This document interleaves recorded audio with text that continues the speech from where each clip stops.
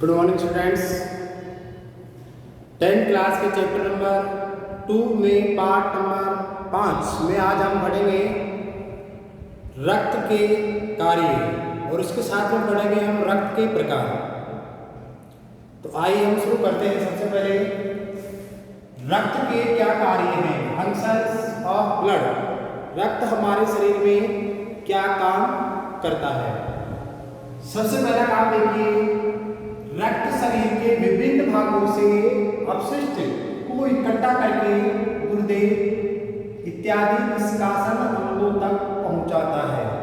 हमारे शरीर में जो ब्लड है वो सभी भागों में बनने वाले अपशिष्ट को इकट्ठा करके उन अंगों तक पहुंचाता है जो अंग उस अपशिष्ट को हमारे शरीर से बहिक्षेपित कर देते हैं। तो ये महत्वपूर्ण काम इस रक्त के द्वारा संपादित किया जाता है। गुर्दे से तात्पर्य यहाँ पर किडनी से है। आगे देखिए, पचे हुए भोजन को शरीर की सभी कोशिकाओं तक पहुंचाना। पचे हुए भोजन का मतलब क्या है? हम जो भोजन खाते हैं उस भोजन में कई प्रकार के पोषक तत्व होते हैं, न्यूट्रिएंट्स होते हैं, जैसे कि प्रोटीन है, कार्बोहाइड्रेट, विटामिन, खनिज लवण, वसा। तो इन सभी पोषक तत्वों को पाचन के दौरान अवशोषित किया जाता है और ये काम भी हमारे रक्त के द्वारा ही होता है। और कौन से भाग में होता है? तो छोटी आंत का जो अगर क्षुद्रांत वाला भाग होता है वहाँ पर इसका ये काम संपन्न होता है। तो वहाँ से इन सभी पोषक तत्वों को ये रक्त कहाँ पहुँचाता है? सभी कोशिकाओं तक। कोशिकाओं तक क्यों पहुँचाता है? क्योंकि कोशिका ही हमारे शरीर के वे सबसे छोटी इकाई है जो हमारे शरीर की सभी क्रियाओं को संपन्न करने का काम करती है। हमारे शरीर का अस्तित्व कोशिकाओं के कारण है। तो जो भी काम हमारे शरीर में होगा वो कोशिकाओं के द्वारा ही होगा और हमारे शरीर की जो रचना है वो भी इसी के द्वारा हुई है। इसलिए हम कोशिका को हमारे शरीर की क्रियात्मक और रचनात्मक इकाई के रूप में जानते हैं। इसकी परिभाषा भी यही है। आगे देखिए, तीसरे नंबर का जो कार्य है वह है शरीर में O2 और CO2 का परिवहन करना। O2 क्या है? तो O2 ऑक्सीजन है जो हमारे शरीर के लिए प्राणवायु के रूप में कार्य करती है। इसको हम श्वास के द्वारा बाहर से लेते हैं और फेफड़ों में जाकर के ये रक्त के साथ मिल जाती है और रक्त के साथ में घुलने का जो काम करता है वो करता है हीमोग्लोबिन। कौन करता है? हीमोग्लोबिन, जिसको हम श्वसन वर्णक के नाम से भी जानते हैं। ये श्वसन वर्णक हमारे फेफड़ों की रक्त शिराओं में रक्त के साथ घूमता रहता है और वहीं से इस ऑक्सीजन को अपने साथ खोल करके शरीर की सभी कोशिकाओं तक उसको पहुंचाने का काम करता है और वहां पहुंचा करके ऑक्सीजन देता है और उन कोशिकाओं में बनने वाली CO2 को वापस ग्रहण करके फेफड़ों में ला करके छोड़ने का काम रक्त के द्वारा किया जाता है। तो इसको हम बोल सकते हैं O2 और CO2 का परिवहन कौन करता है? रक्त करता है। आगे देखिए, शरीर के तापमान का नियंत्रण करता है। तापमान से तात्पर्य है हमारे जो बॉडी का टेम्परेचर है वो लगभग डिग्री सेल्सियस में कितना होता है? 37 डिग्री सेल्सियस। और फ़ारेनहाइट में अगर हम बात करें तो वो 98.6 फ़ारेनहाइट होता है। अब चाहे हम धूप में काम करें या छाँव में काम करें, चाहे सर्दी हो चाहे गर्मी हो, हमेशा हमारे शरीर का तापमान है वो लगभग एवरेज में इतना ही बना रहता है। वो बढ़ता क्यों नहीं है, घटता क्यों नहीं है? तो उसके पीछे कारण कौन है? रक्त है। हमारी इस बॉडी के अंदर रक्त प्रवाहित होता रहता है एक लिक्विड के रूप में। तो ये लिक्विड ना तो इसके तापमान को घटने देता है और ना तापमान को बढ़ने देता है। तो इस कारण से यह हमारे शरीर के तापमान को नियंत्रित करता है। आगे देखिए, हार्मोनों का परिवहन। हार्मोन क्या है? तो हमारे शरीर में जो एंडोक्राइन ग्लैंड्स होती है, अंतःस्रावी ग्रंथियां, वे ग्रंथियां जो अपने स्राव को सीधे कहाँ छोड़ती है? रक्त में छोड़ती है। तो उस हार्मोन को लक्ष्य स्थान तक पहुंचाने का काम कौन करता है? रक्त करता है। जैसे मैं अगर पुरुषों की बात करूं तो पुरुषों के अंदर किशोर अवस्था में एक टेस्टोस्टेरोन नामक हार्मोन निकलता है। उस हार्मोन के द्वारा पुरुषों के जो लक्षण होते हैं गौण लैंगिक लक्षण, जिसके द्वारा उसमें पुरुषों के लक्षण जैसे दाढ़ी मूंछ का आना, तो ये दाढ़ी मूंछ का आना एक हार्मोन के द्वारा नियंत्रित होता है और जिस स्थान पर उस दाढ़ी मूंछ को आना है वहां तक वो हार्मोन उस ग्रंथि से कैसे पहुंचेगा? तो उसको ले जाने का काम कौन करता है? रक्त करता है। इसी प्रकार से महिलाओं के अंदर भी कई प्रकार के हार्मोन स्रावित होते हैं, तो उन सभी हार्मोनों को लक्ष्य स्थान तक पहुंचाने का काम रक्त करता है। ग्रंथियां दो प्रकार की होती है, अंतःस्रावी और बहिःस्रावी। अंतःस्रावी से निकलने वाले को अपन हार्मोन कहते हैं और बहिःस्रावी के रूप में वहां पर क्या होते हैं? एंजाइम्स होते हैं। आगे देखिए, रक्त प्रतिरक्षियों के द्वारा रोगों से रक्षा करता है। कक्षा 6, 7, 8, 9 में आपने पढ़ा होगा कि हमारे शरीर में जो रक्त है उस रक्त में WBC का आप नाम सुना होगा। WBC व्हाइट ब्लड कार्पल्स, श्वेत रुधिर कणिकाएं। इन WBC को हमारे शरीर के सैनिक कणिकाएं भी कहा जाता है। सैनिक क्या करते हैं? सैनिक रक्षा करते हैं। बॉर्डर के ऊपर सैनिक जो होते हैं वो रक्षा करते हैं। ठीक उसी प्रकार से हमारे रक्त में जो WBC होती है, जिसको हम व्हाइट ब्लड कार्पल्स कहते हैं, वो हमारे शरीर को रोगों से बचाती है। किसके द्वारा? प्रतिरक्षी के द्वारा, एंटीबॉडीज के द्वारा। ये एंटीबॉडीज क्या करती है? तो जैसे ही कोई रोगाणु हमारे शरीर में बाहर से प्रवेश करता है तो उस रोगाणु को ये एंटीबॉडीज नष्ट करने का काम करती है। जैसे बाहर से कोई दुश्मन हमारे देश में प्रवेश करने का काम करे तो जो बॉर्डर के ऊपर हमारे सैनिक होते हैं वो उनसे युद्ध करते हैं और जीतने पर हमारा देश उससे बच जाता है। ठीक वैसे ही हमारा शरीर है, इस शरीर में रोजाना कई प्रकार के जीवाणु, विषाणु, वायरस आदि प्रवेश करते हैं, तो उन विषाणु जीवाणु को ये प्रतिरक्षी नष्ट करके हमें रोगों से मुक्त रखते हैं, रोगों से बचाने का काम करते हैं। और ये प्रतिरक्षी मजबूत कब होंगे? जब हमारा इम्यून पावर मजबूत होगा, हमारी जो प्रतिरक्षी क्षमता है वो मजबूत होगी। और वो मजबूत कब होगी? जब हमारा खान पान, हमारा आहार अच्छा होगा, उत्तम होगा। आगे देखिए, टूटी फूटी रक्त कोशिकाओं को रक्त प्लीहा और यकृत में पहुंचाता है। हमारे जो शरीर में रक्त कणिकाएं होती है, उन रक्त कणिकाओं का जीवन काल होता है। सबका अपना अपना जीवन काल होता है। ठीक वैसे कणिकाएं कितने प्रकार की? 3 प्रकार की। एक तो होती है RBC, एक होती है WBC और एक होती है प्लेटलेट्स। ये प्लेटलेट्स, ये WBC और ये RBC, इसका जीवन काल लगभग कितना होता है? तो ये लगभग 100 से 120 दिन का होता है। 100 से 120 दिन इसका जीवन काल लगभग 5 से 10 दिन का होता है और इसका जीवन काल लगभग 10 दिन का होता है। तो इस समय के बाद ये कणिकाएं नष्ट होती रहती है और नई कणिकाएं बनती रहती है। तो नष्ट होने के बाद में उसका जो अपशिष्ट बनेगा वो कहाँ जाएगा? तो उस अपशिष्ट को या उन टूटी फूटी कणिकाओं को ये रक्त कहाँ ले जाता है भाई? प्लीहा में ले जाता है। प्लीहा जिसको अपन स्प्लीन बोलते हैं, ये हमारे आमाशय के पीछे होता है। और एक होता है यकृत। प्लीहा को हमारे शरीर का कब्रिस्तान भी कहा जाता है। कब्रिस्तान ऐसा स्थान जहाँ पर मुर्दाओं को गाड़ा जाता है। तो ठीक वैसे ही हमारे शरीर में जो कणिकाएं जब नष्ट हो जाती है, मर जाती है, तो इनको गाड़ने के लिए या इनको नष्ट करने के लिए जो स्थान है वो कौन है? प्लीहा। तो इसको क्या बोलते हैं? RBC का कब्रिस्तान बोलते हैं। अब प्रश्न बन रहा है कि RBC का क्यों बोलते, WBC क्यों नहीं बोलते? तो हमारे रक्त में इन तीनों के अंदर जो 99% होती है वो कौन होती है? RBC होती है। 99%, बाकी बचती है 1%, उसमें दोनों आ जाते हैं, इसलिए इसको RBC कब्रिस्तान बोलते हैं। और इसके अलावा यहाँ पर जो अपशिष्ट बनता है बिलिरुबिन और बिलिवर्डिन, ये दो अपशिष्ट हैं जो इन कणिकाओं के नष्ट होने से प्लीहा में बनते हैं। तो वो प्लीहा इस अपशिष्ट को किसको दे देता है? यकृत को, लीवर को दे देता है। और लीवर उसको वहाँ से हमारे आहार नाल के अंदर छोड़ देता है, जिसके द्वारा उस अपशिष्ट को मल के साथ बाहर छोड़ दिया जाता है। बिलिरुबिन और बिलिवर्डिन के द्वारा ही हमारे अपशिष्ट का रंग पीला होता है। तो इस प्रकार से ये रक्त इतने सारे कार्य हमारे शरीर में संपन्न करता है। आगे देखिए, रक्त के प्रकार। रक्त के कितने प्रकार हैं या इसको कितने प्रकार में हम बांटते हैं और क्यों बांटते हैं? तो इसके पीछे 2 कारण हैं। एक तो यह है कि रक्त में है वो ब्लड ग्रुप एंटीजन पाया जाता है ABO, जिसको अपन ABO समूह कहते हैं, ब्लड ग्रुप के नाम से जानते हैं। दूसरा है RH एंटीजन, तो यह भी एक प्रकार का प्रतिजन है जिसके आधार पर इसको 2 भागों में बांटते हैं। सबसे पहले बढ़ते हैं ब्लड ग्रुप एंटीजन क्या है। तो देखिए एक साइंटिस्ट था कार्ल लैंड स्टीनर। कौन था? Karl Landsteiner. उसने क्या किया कि जो रक्त कणिकाएं होती है आरबीसी, ये मान लो आरबीसी है,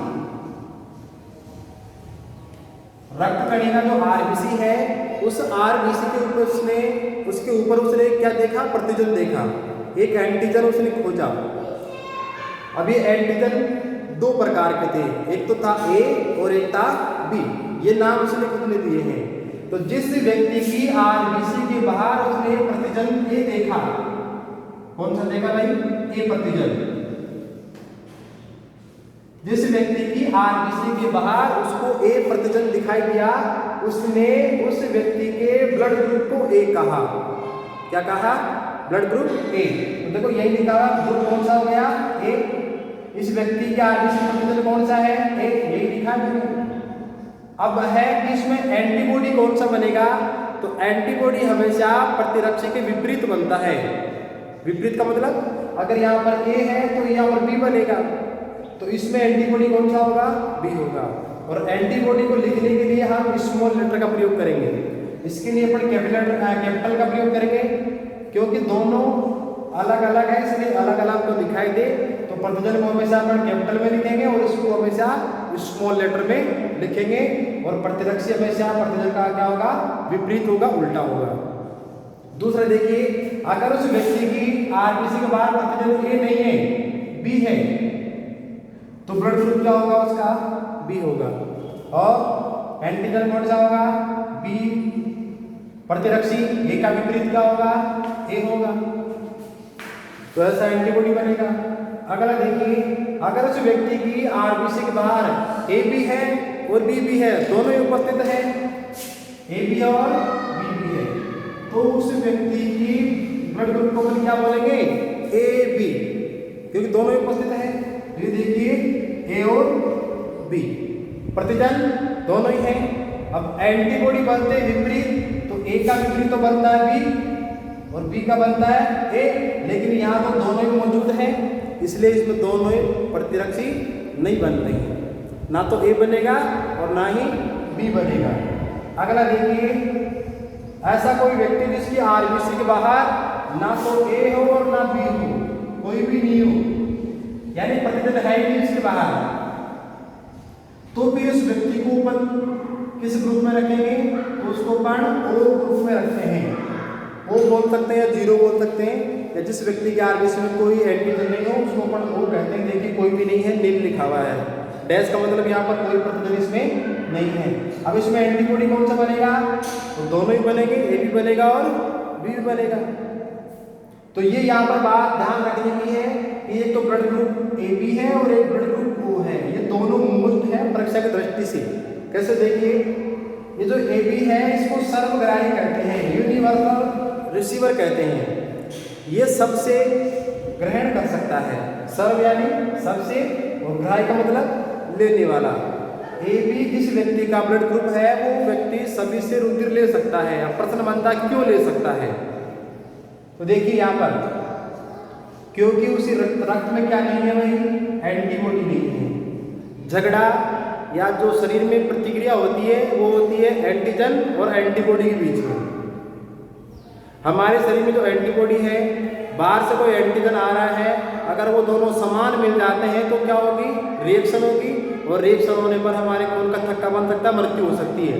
अब इस व्यक्ति वाले, ऐसे ग्रुप वाले व्यक्ति को कोई अगर रुधिर दे रहा है, जैसे मान लो इस ए वाले ने इसको रुधिर दिया, अब इस ए वाले का क्या है? ए प्रतिजन है।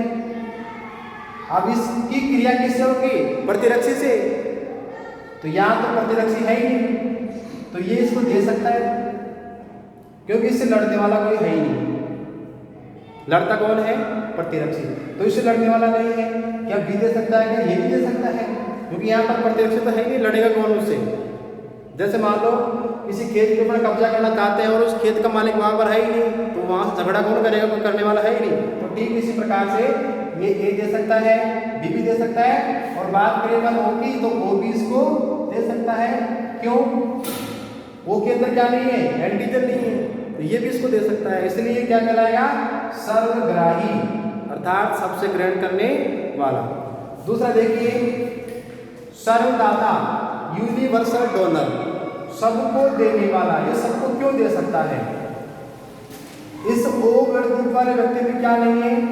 प्रतिजन नहीं है, एंटीबॉडी तो इसमें है। सपोज करो इस O वाले को ये A वाला दे देता है, ये A वाला इसको दे देता है, इसको O वाले को। देखो रिएक्शन होगा, A मिल गया ना, तो जहाँ पर प्रतिजन और प्रतिरक्षी समान मिल गए वहाँ पर झगड़ा होगा। झगड़ा का मतलब उसका जो रक्त है वो थक्का बन करके जम जाएगा और उस व्यक्ति की क्या हो जाएगी? मृत्यु हो जाएगी। तो ये ले तो नहीं सकता, लेकिन ये दे सकता है। जैसे ये O वाला इस AB वाले को देता है, तो यहाँ प्रतिरक्षी नहीं है, इसके पास में एंटीजन नहीं है, तो कोई रिएक्शन होगी ही नहीं। अगर ये O वाला इसको देता है, तो ये क्या है? प्रतिरक्षी क्रिया कब होगी? जब प्रतिरक्षी और क्या मिलेगा? प्रतिजन। तो प्रतिजन तो इसमें है ही नहीं, तो इस कारण से ये सबको क्या कर सकता है? दे सकता है। इसलिए इसको क्या बोलते हैं? सर्वदाता, यूनिवर्सल डोनर। आगे देखिए, इस ब्लड ग्रुप में अगर बात करें सबसे अधिक कौन सा ब्लड ग्रुप पाया जाता है, तो जो B ब्लड ग्रुप है वो सर्वाधिक मात्रा में, परसेंटेज में अगर देखें तो लगभग 35% ये पाया जाता है कुल 100 में से। बाकी कुछ 30 है, कुछ 25 के आसपास है, कुछ 28 के आसपास है। सर्वाधिक कौन सा ब्लड ग्रुप है? B। मेरा ब्लड ग्रुप B है, आपका भी अपना ब्लड ग्रुप चेक करना। अपने माता पिता ने जांच करवाया होगा तो उस रिपोर्ट में आप उसको देखना। इसके बाद में आता है RH कारक। कार्ल लैंड रिटनर के बाद में एक साइंटिस्ट और आया जिसको अपन वीनर के नाम से जानते हैं। कौन था? वीनर। इस वीनर ने उस साइंटिस्ट के साथ में, कार्ल लैंड रिटनर के साथ मिलकर के इस RBC के बाहर A और B के अलावा एक प्रतिजन और खोजा, जिसका नाम उसने क्या दिया? RH कारक। सबसे पहले इस RH कारक की खोज एक मकाका रिसस नाम का एक बंदर था, उस बंदर की RBC के बाहर इसको खोजा गया था। कौन सा बंदर था? मकाका रिसस जाति के नाम का एक बंदर था, उसकी RBC के बाहर इसको खोजा गया। उसके बाद फिर मनुष्य को खोजा गया। अब जिस व्यक्ति की RBC के बाहर ये RH कारक अगर उपस्थित है, कौन सा कारक? RH कारक, अर्थात एंटीजन। जैसा AB था वैसे ही RH कारक भी है। तो जिसके बाहर ये RH कारक है उसको तो क्या बोल देंगे? पॉजिटिव। देखो ऐसे लिखा है मैंने, पॉजिटिव कौन है? जिसमें RH एंटीजन क्या हो? उपस्थित हो। और जिस व्यक्ति में ये RH कारक नहीं हो उसको हम क्या बोलेंगे भाई? नेगेटिव, यानी है ही इसमें। तो देखो RH नेगेटिव यानी RH एंटीजन इसमें क्या है? अनुपस्थित है। और इन दोनों की अगर हम बात करें तो सर्वाधिक जो व्यक्ति हमारे विश्व में, देश में होते हैं वो किसके होते हैं? RH पॉजिटिव के। ये कितने होते हैं? तो RH पॉजिटिव लगभग है वो 80 से 85% जो लोग हैं वो RH पॉजिटिव होते हैं, और मात्र लगभग 15% जो लोग हैं वो कैसे होते हैं? RH नेगेटिव होते हैं। और देखिए यहाँ पर ये जो RH नेगेटिव वाला व्यक्ति है ये पॉजिटिव वाले को रुधिर दे सकता है। ये जो RH नेगेटिव वाला ये इस पॉजिटिव को रुधिर दे सकता है। क्यों? क्योंकि इसमें RH कारक नहीं है, इसमें प्रतिजन नहीं है, तो इसकी एंटीबॉडी से इसकी क्रिया नहीं होगी। लेकिन पॉजिटिव वाला इस नेगेटिव को रुधिर नहीं दे सकता। क्यों? क्योंकि पॉजिटिव के अंदर क्या है भाई? RH कारक है, यानी एंटीजन है, और वो एंटीजन अगर इसके शरीर में आएगा तो यहाँ पर क्या बन जाएगी? एंटीबॉडी बन जाएगी। वो एंटीबॉडी इस व्यक्ति के रुधिर को जमा देगी, जिसके कारण उस व्यक्ति की क्या हो सकती है? मृत्यु हो सकती है। तो इस प्रकार से RH कारक को हम जांच करवाते हैं जब कोई व्यक्ति रुधिर का दान करता है या रुधिर किसी एक से दूसरे व्यक्ति में चला जाता है, तो उस समय इसको जांच किया जाता है। और इस कारक के आधार पर हम इसको 4 और भागों में बांट सकते हैं। 4 तो ये है, 4 और बन जाएंगे। कैसे? देखो, अगर RH कारक है तो क्या बनेगा? A पॉजिटिव, और RH कारक नहीं है तो A नेगेटिव। इसी प्रकार से इसमें क्या होगा? B पॉजिटिव, और इधर क्या बनेगा? B नेगेटिव, फिर AB पॉजिटिव और AP नेगेटिव और ये O पॉजिटिव और क्या बन जाएगा O नेगेटिव। तो इस प्रकार से अपन के 4 भाग और बना देंगे तो 4 और 4 कितने हो जाएंगे 8। तो आशा करता हूँ ये रक्त के कार्य और रक्त के प्रकार एंटीजन के आधार पर आपको समझ में आ गए होंगे।